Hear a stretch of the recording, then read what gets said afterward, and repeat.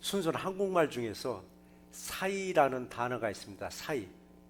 그냥 우리 사이, 우리 사이, 너와 나 사이. 이건 정서적인 거리를 말하고 있습니다. 또 하나는 물리적인 거리를 또 말하고 있습니다. 건물과 건물 사이, 물건과 물건 사이, 물리적인 거리. 또 하나 있습니다. 요즘 바이러스 때문에 사회적인 거리를 두고 행하라고 하잖아요. 사회적인 거리. 이건 6피트라고 하더라고. 6피트 간격을 두고 있으라라고. 또 하나가 있습니다. 심리적인 거리가 또 있더라고요. 심리적인 거리. 자, 우리는 정서적인 거리. 정서적인 거리는 뭐냐면 상대방의 숨결을 들을 수 있을 만큼 아주 가까운 거예요. 몸은 이렇게 아주 가까운데 심리적인 거리는요, 천길만길 떨어져 있는 경우도 있어요.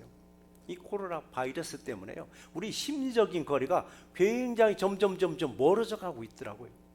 어쨌든 이런 사이는요, 상황에 따라서 아주 가깝게 다가설 수도 있고 때로는 점점 멀어질 수도 있습니다.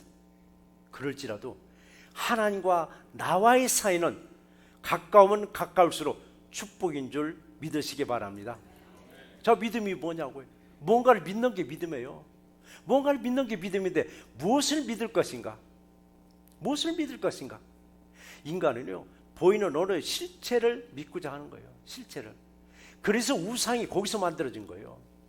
보이지 않는데 이걸 믿으라 안 되니까 어느 형상을 만들어 놓고 이게 신이다라고, 이걸 믿으라라고. 그래서 어느 종교든 간에 형상을 만들어 놓고 신처럼 그걸 모시는 게 우상이잖아요. 근데 우리 기독교에서는 하나님 형상 보셨어요? 형상 없어요. 형상 없어요. 그럼 뭐가 있어요? 우리는 뭐가 있느냐고요? 없는 것 같은데 분명히 예수를 믿으라고 그래요. 그 예수님도 말씀하셨습니다. 요한복음 14장 1절 말씀에서 뭐라고 했냐면, 너희는 마음에 근심하지 말라. 너희는 마음에 근심하지 말라. 하나님을 믿으니 또 나를 믿으라고 말씀하셨습니다. 하나님 믿으니 나를 믿으라고. 자, 하나님을 믿으라고 했습니다. 하나님 믿으라고. 이게 바로 예수를 믿는 거라고 했습니다. 그런데 예수님의 실체가 있느냐고요? 예수님이 여러분 앞에 보이느냐고요? 때론 그러죠. 초상화 놓고 아니면 뭐 조각품을 놓고, 초상화나 조각품 그건 생명이 없습니다. 그럼에도 불구하고 예수를 믿으라고 그래요. 예수를 믿으라고. 그럼 예수의 뭐를 믿으라고? 요한복음 11장 40절에서 이 말씀이 있습니다. 내 말을 네가 믿으면 하나님의 영광을 보리라고 했습니다. 내 말은, 예수님 말씀을 네가 믿으면 하나님의 영광을 보리라고 했습니다. 바로 예수님의 말씀이 뭐냐고요? 영이요 생명이라고 했습니다. 영이요 생명이라고. 이 말씀을 요한복음 6장 63절에서 뭐라고 했었냐면, 내가 너에게 이른 말이 영이요 생명이라고 했더라고. 영이요 생명의 말씀이 뭐냐? 우리 성경책이에요. 영이요 생명의 말씀이 바로 성경책. 이 성경의 말씀을 우리는 믿으라고 했습니다. 이게 믿어질 때 우리는 그 다음에 행실로 이어져서 복된 삶으로 축복 내려 주실 줄 믿습니다. 오늘 28절에서도 그 말씀이 있죠. 하나님께 가까이 하라. 하나님께 가까이면 내게 복이라고 했습니다. 남의 복이 아니라 내게 복이라고. 그런데 어떻게 하나님께 가까이 갈 수 있느냐고요? 하나님 보이냐고요? 하나님께 어떻게 가까이 갈 수 있느냐고요? 실체가 있어야 가까이 가는데. 그런데 요한복음 1장 1절에서 이 말씀이 있잖아요. 이 말씀이 곧 하나님이시라고 했습니다. 이 말씀이 뭐냐고요? 이 말씀이 바로 성경에 기록된 진리요 생명의 말씀이라고 했습니다. 그 이 말씀이 우리 눈에서, 우리 입술에서, 우리 손에서 멀리하지 아니할 때 우리는 주님께 가까이 있는 것입니다. 이렇게 주님께 가까이 있었을 때 우리를 어떻게 하시는가 했더니 이사야서 41장 10절 말씀인데 같이 한번 읽어보시겠습니다. 참으로 너를 도와주리라. 나의 의로운 오른손으로 너를 붙들리라 라고 말씀하셨습니다. 하나님이 이사야 선지자에게 주신, 힘을 주신 이 말씀이 오늘 이 시간에 저와 여러분들에게도 주신 말씀입니다. 여기서 참으로라고 했습니다. 참으로란 말은 거짓말이 아니에요. 진실된 말이요. 진심에서 우러나오는 말. 바로 진실로 내가 너를 도와주리라. 진실로 내 의로운 오른손으로 너를 붙잡아 주리라. 할렐루야. 근데 하나님이 나를 도와줄 때도요, 왼손으로 나를 붙잡는 게 아니라 오른손으로 붙잡아 주시는데, 그 오른손도 보통 오른손이 아니라 의로운 오른손으로 나를 붙잡아 주신다고 했으니까 여러분 염려도 걱정도 내려놓으시기 바랍니다. 코로나 바이러스가 아무리 창궐할지라도 하나님의 의로운 오른손으로 저와 여러분들을 붙잡고 있으면 여러분 언제든지 건강 찾을 줄 믿습니다. 그런데요, 하나님의 의로운 오른손이 나의 어느 쪽을 잡는가 했더니 나의 오른손을 잡아주신다고 했더라고요. 이 말씀이 23절 하반절에 뭐랬냐면, 주께서 내 오른손을 붙드셨나이다. 주께서 내 오른손을, 그러니까 주님의 오른손이 내 오른손을 붙드셨나이다. 여러분은 나는 왼손잡인데 그러더라고요. 그럼 왼손 잡아주십니다. 왼손 잡아주시죠. 왜냐하면 오른손을 잡아줬다는 뭐냐면은 내가 가장 많이 쓰는 손을 말하고 있습니다. 내가 왼손을 가장 많이 쓰면 왼손 잡아주십니다. 그런데 어떤 사람을 잡아주시느냐고요. 아무나 내 손 잡아주세요 하면 하나님 잡아주실까요? 그게 아니더라고요. 오늘 23절 상반절에 뭐라고 했냐면요, 내가 항상 주와 함께 하니라고 했습니다. 항상이요. 오늘은 주와 함께하고 내일은 저 멀리 가고 모레는 주와 함께가 아니라 항상 주와 함께 하는 사람의 오른손을 하나님의 의로운 오른손으로 붙잡아 주신다고 말씀하셨습니다. 주님과 함께하는 사람이 뭐냐? 말씀대로 믿고 행하는 사람인 줄 믿으시기 바랍니다. 오늘 시간에도 저와 여러분들 주님이 붙잡고 계십니다. 주님이 붙잡고 계셨으니까 오늘 예배자로 세우신 거예요. 예배자로. 그렇지 않으면 예배 못 드리는 거예요. 오늘 지금 아틀란타가 지금 난리가 났을 거예요. 어제 보도에는 뭐 몇 개 큰 교회가 안 드린다고 하더니 오늘 아침에 보니까 그래도 오늘은 드리니까 나올 사람 나오라고. 이게 완전히 막 혼란스럽게 만드는 거예요. 분명히 집에서 TV 보신 분들, 로컬 TV를 보신 분들은 한인 몇 개 교회들 예배 안 드린다, 온라인으로 드린다. 그러니까 교회에다 전화해서 우리도 온라인으로 드려요? 아니, 우리는 아직 예배 드리는데요. 아니, 다른 데 예배 안 드린다는데 왜 우리 교회는 드리느냐고 컴플레인할 수도 있어요. 그런데 오늘 아침에 다시 뉴스를 보니까 드린데 오늘까지 올 사람 와서 예배 드리고 집에서 드릴 사람 드리라고. 이게 막 혼란스러운 거예요. 그러니까 우리도 많이 빠지는 이유가 우리도 예배 안 드리는 줄 알고 우리는 아직은 예배 드리니까요. 그저 하나님께 가까이 하게 복이라고 있으니까 나와서 예배하고 은혜 받는 우리 모두가 되시기를 주의 이름으로 축원합니다. 지금 이 시간에도 예수님은 저와 여러분들을 딱 붙잡고 계십니다. 우리도 주님을 딱 붙잡고 계십니다. 자, 우리가 예수님을 붙잡고 있다는 건 뭐냐고요? 말씀을 붙잡고 있다는 얘기예요. 말씀을 붙잡고 있다는 얘기예요. 그러니까 이 말씀이 바로 영이요 진리요 생명이라고 했더니 이 말씀만 붙잡고 있으면 다 우리를 다 해결해 주는 줄 아는데 이 성경책만 붙잡고 있어서는 예수는 붙잡고 있는 게 아니에요. 하나님 말씀을 붙잡고 있었을 때 우리는 예수님을 붙잡고 있는 것입니다. 그리고 말씀대로 우리가 살아갈 때 예수님의 오른손으로 우리를 붙잡고 계심에 항상 감사하시고 염려 내려놓는 우리 모두가 되시기 바랍니다. 그래서 성경의 말씀은 우리를 살려주는 말씀이에요. 이 성경의 말씀이 우리를 쓰러뜨리거나 우리를 주지 않게 하거나 우리를 죽게 하는 말씀이 성경의 말씀이 아닙니다. 그러니까 요한복음 6장 63절에서 이 말씀이죠. 한번 같이 읽어보시겠습니다. 살리는 것은 영이니 육은 무익하니라. 내가 너에게 이른 말이 영이요 생명이라고 했습니다. 자, 예수님이 하신 말씀이 곧 성경의 말씀이에요. 이 말씀이 곧 하나님이라고 말씀하셨습니다. 말씀을 붙잡고 예수님과 동행하는 우리 새롭게 모두가 되시기를 주의 이름으로 축원합니다. 자, 성경의 말씀이 길이요 진리요 생명이라고 했습니다. 그러므로 성경을 가까이함이 내게 복이라. 하나님께 가까이함이 내게 복이라. 성경을 가까이함이 내게 복이라는 말씀을 믿고 항상 하나님의 말씀에서 눈에서 손에서 멀리하지 마시고 항상 입술로 고백하시는 우리 새롭게 모두가 되시기를 주의 이름으로 축원합니다. 누가 복 있는 사람이라고요? 28절 말씀처럼 하나님께 가까이함이 내게 복이라고 했습니다. 네가 복이 아니라 바로 내가 복이라고. 근데 하나님께 가까이 하면 누구나 다 하나님께 가까이 한다고 복을 주실까요? 그건 아닌 것 같더라고요.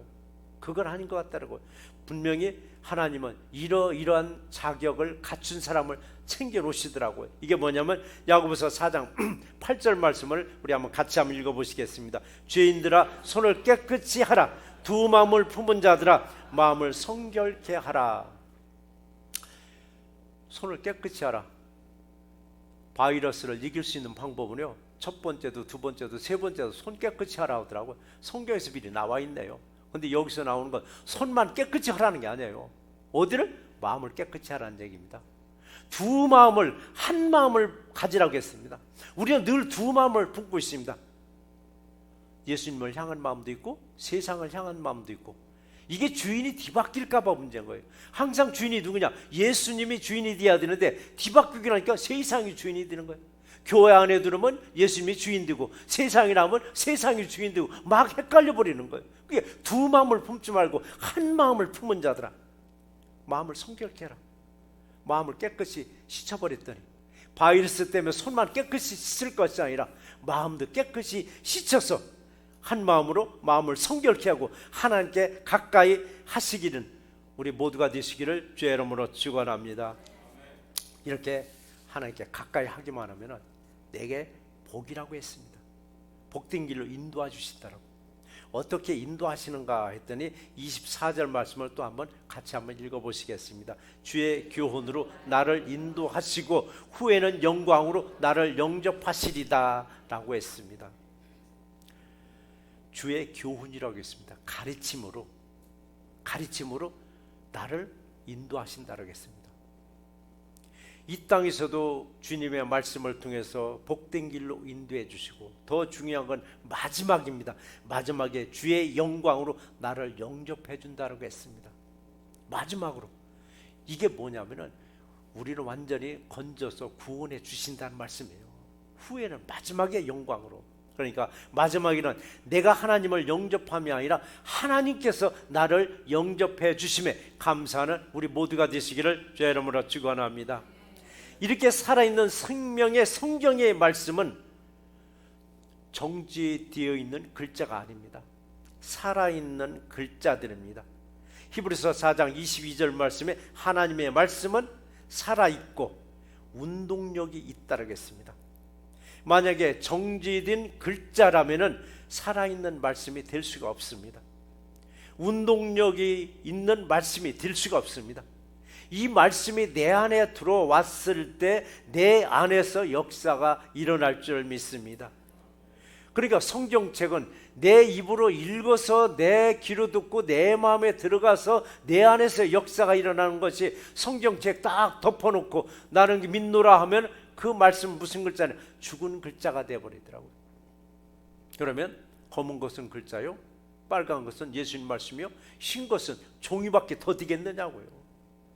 그러나 내 입으로 이 말씀을 읽었을 때 살아나더라고요.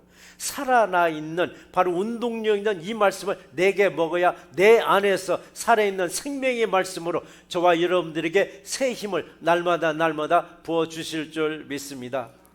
살아있는 생명의 말씀을 내 입술과 내 귀로 먹을 때 마음에서 행동으로 이어집니다.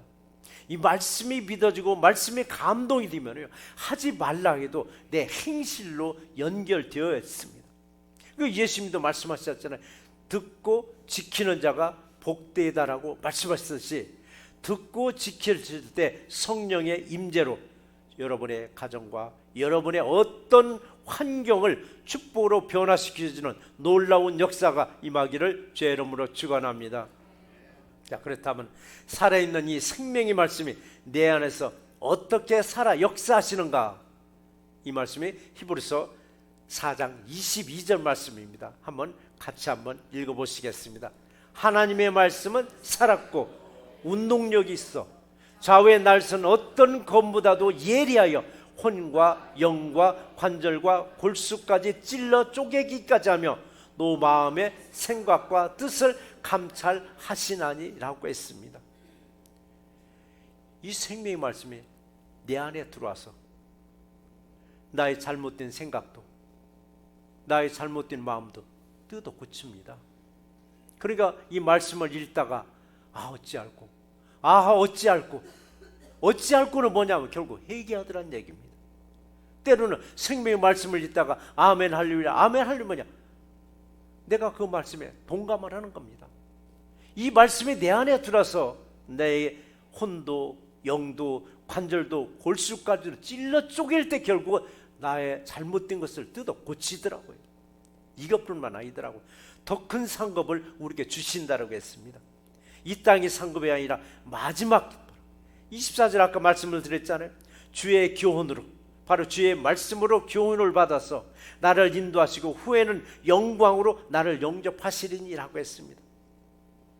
후에는 언제를 말하고 있는가?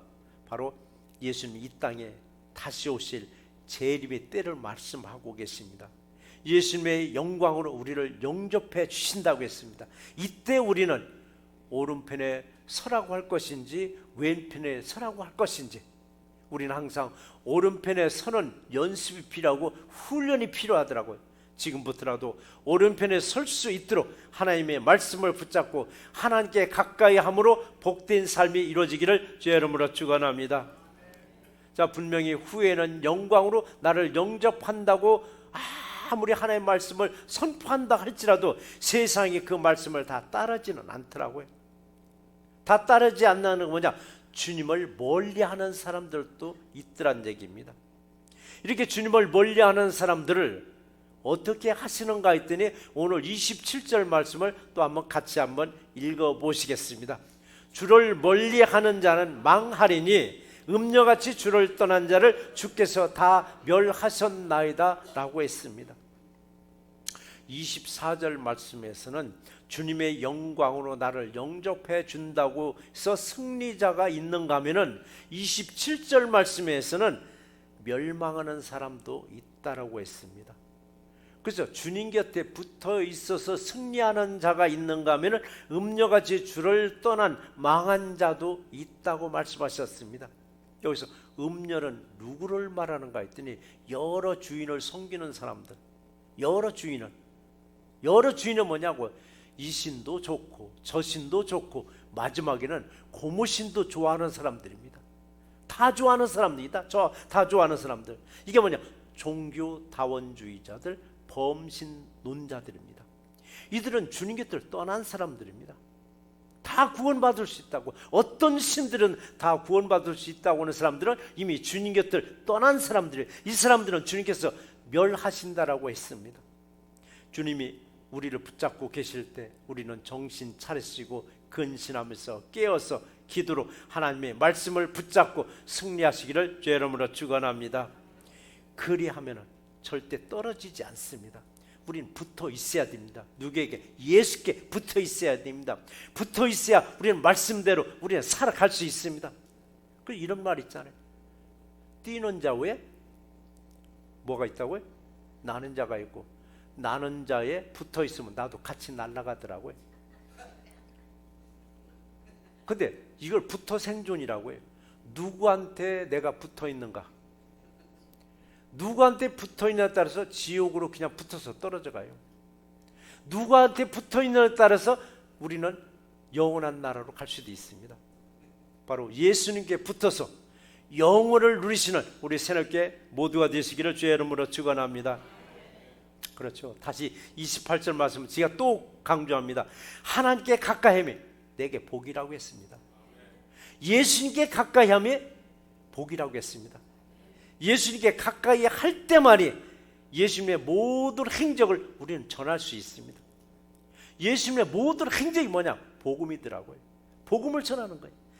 예수님의 모든 행적을 다 전파할 때 재림의 예수님이 이 땅에 오신다고요. 이 땅에 다시 오셨을 때 요즘 바이러스처럼 예수님과의 거리를 사회적인 거리로 두면 안 됩니다. 심리적인 거리로 두시면 안 됩니다. 오늘날에 이런 시대, 교회는 과연 무엇을 할 것인가? 저는 참 많이 생각해 봤습니다. 교회는 이런 시대에 무엇을 할 것인가? 교회는요, 사회적인 책임을 질 수 있어야만 됩니다. 사회적인 책임을. 좋을 때는 문 활짝 열어놓고 불리하면 문빗장 걸어 잠그는 게 교회가 아닙니다. 교회는 사회적인 책임을 져야 되는데 교회는 사회적인 책임이 뭐냐고요. 자, 법적으로 문 닫으라면 우리는 닫을 수밖에 없습니다. 근데 무조건 닫으라는 건 아닙니다. 분명히 숫자에 제한을 둡니다. 숫자의 제한에 우리도 걸려서 문 닫으라면 닫아야 돼요.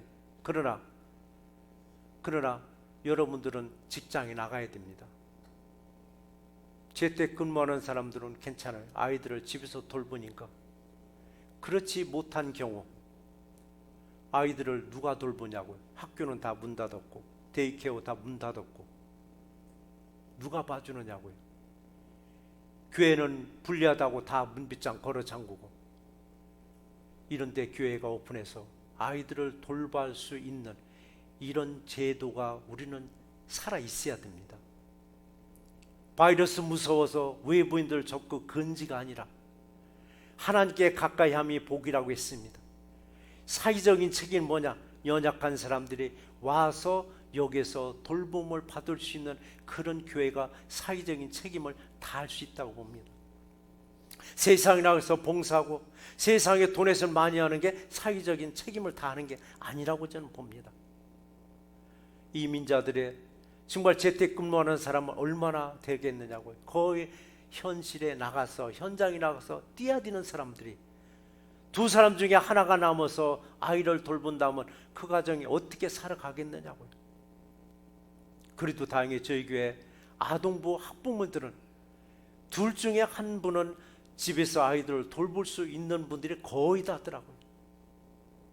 바로 교회는 이런 때 문을 열고 예배는 못 드리더라도 이렇게 연약한 사람들을 돌볼 수 있었을 때 바로 복음이 삶을 통해서 전파될 줄 믿습니다.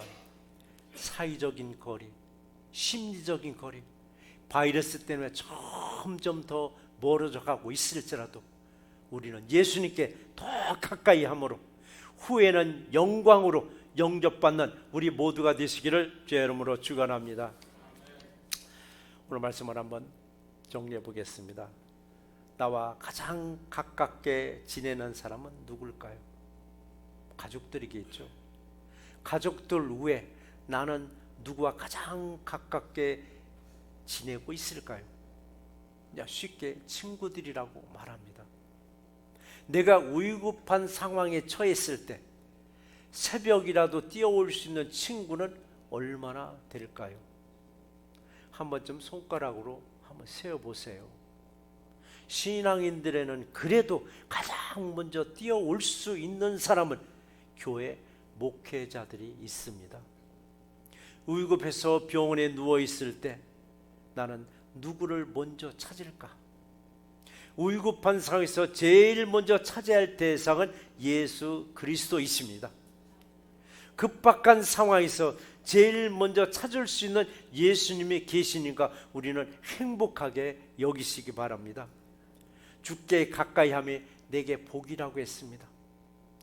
어떤 상황에서도 주님을 찾으면 주님의 의로운 오른손으로 붙잡아 주십니다. 그러나 주님을 멀리하면 망한다라고 분명히 말씀하셨습니다. 전 세계를 두렵고 떨리게 하는 이 코로나 바이러스는요, 나와 예수님과도 격리시키려고 합니다. 그러나 여러분과 바로 나와 예수님과 격리되는 순간 우리는 망하고 맙니다. 바이러스를 두렵게만 생각하면 주님과는 점점 멀어지게 만듭니다.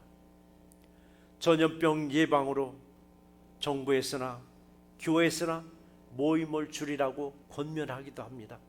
이런 때일수록 우리는 개인적으로 먼저 주님께 더 가까이 하셔야만 합니다. 그리고 예방 수칙도 잘 지킴으로 건강하게 승리하는 새롭게 모두가 되시기를 주의 이름으로 축원합니다.